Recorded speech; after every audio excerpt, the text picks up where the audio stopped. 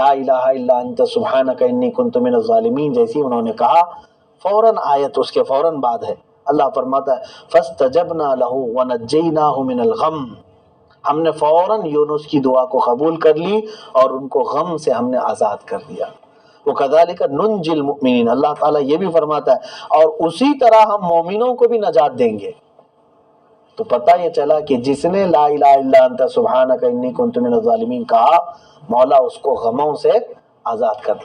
آیت کریمہ اگر آج مشہور ہے کسی، ویسے تو قرآن کی ہر آیت آیت کریمہ ہے، لیکن جب بھی کہا جاتا ہے آیت کریمہ تو کس کو کہتے ہیں؟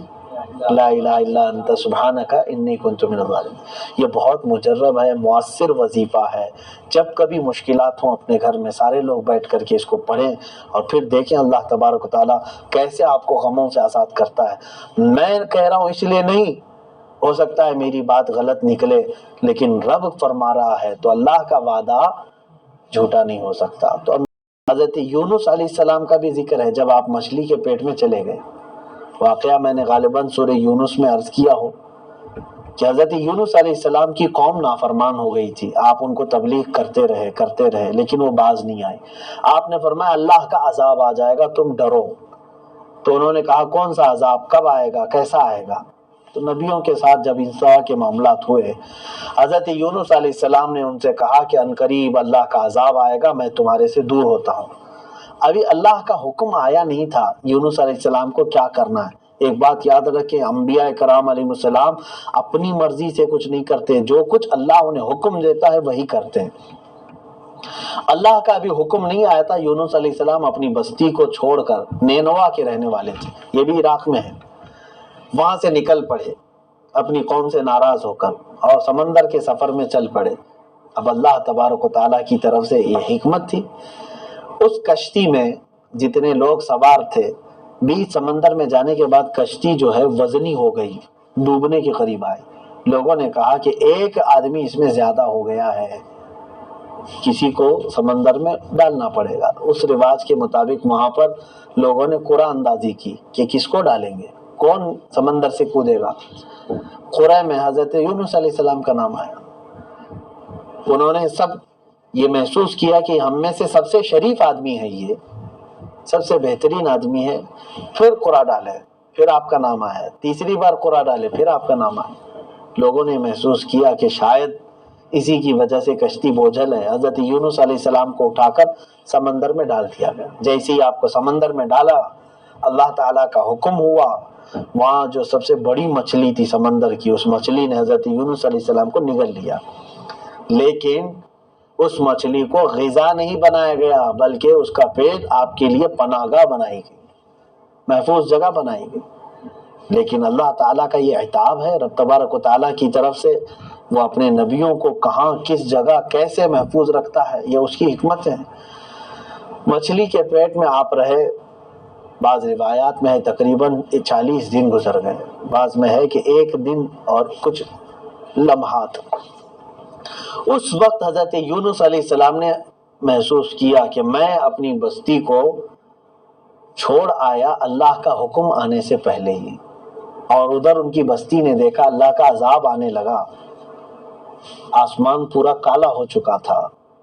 تو بڑے لوگوں نے قوم کے سب کو ڈرایا اور کہا کہ وہ نبی تھے یونس، انہوں نے جو کہا تھا وہ بالکل حق تھا، اے لوگو اب تمہاری تباہی ہے، بربادی ہے، اب تم دیکھو کیا کرو گے۔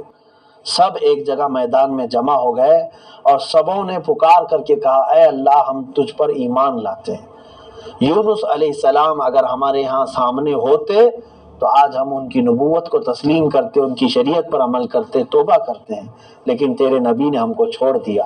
ان کے پاس تو عذر تھا نا، ان کے پاس عذر تھا، نبی ہی جا چکے تھے۔ تو اللہ تعالیٰ نے ان کے ایمان کو بھی قبول کیا، کیونکہ 11ویں پارے میں یہ سورہ یونس میں اس کا تذکرہ ہے، لما آمنوا کشفنا عنہم العذاب۔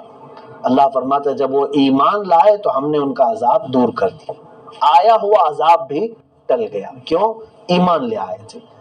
اب ادھر حضرت یونس علیہ السلام مچھلی کے پیٹ میں جو چلے گئے، یہ بھی اللہ تعالیٰ کی حکمت تھی، یعنی انبیاء کرام علیہ السلام کو اللہ تبارک و تعالیٰ نے یہ تربیت دی کہ آپ کو قوم کے لیے بھیجا گیا ہے، اور قوم کو آپ اس طرح چھوڑ کر اللہ کا حکم آنے سے پہلے نہیں جا سکتے۔ تو حضرت یونس علیہ السلام رونے لگے کہ اے اللہ، اے رب ذوالجلال، تیرا یہ عتاب ہے، تیری آزمائش میں گرفتار ہو چکا ہوں۔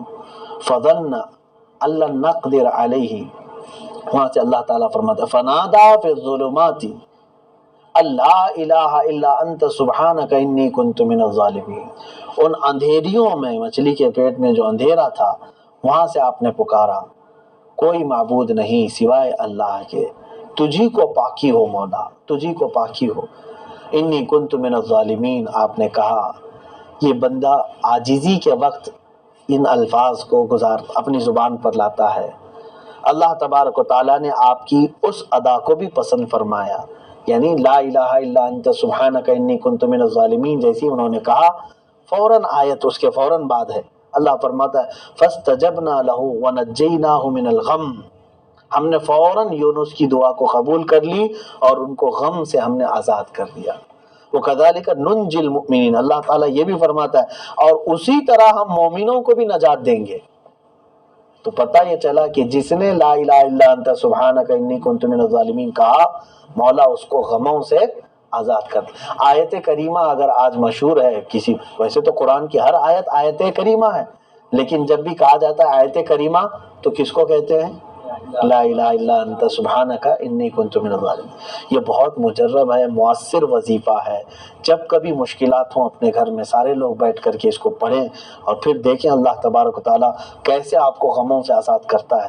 میں کہہ رہا ہوں اس لیے نہیں، ہو سکتا ہے میری بات غلط نکلے، لیکن رب فرما رہا ہے تو اللہ کا وعدہ جھوٹا نہیں ہو سکتا۔ تو انبیاء کرام علیہ السلام کے اور بھی دیگر معاملات ہیں، اللہ تبارک و تعالیٰ ان کے تمام واقعات سے ہمیں عبرت عطا فرمائے، درس عطا فرمائے، قرآن کی ہر آیت پہ ہمیں عمل کی توفیق نصیب فرمائے۔ وصلی اللہ تعالیٰ علی خیر خلقہ محمد وآلہ واصحابہ اجمعین، وآخر دعوانا الحمد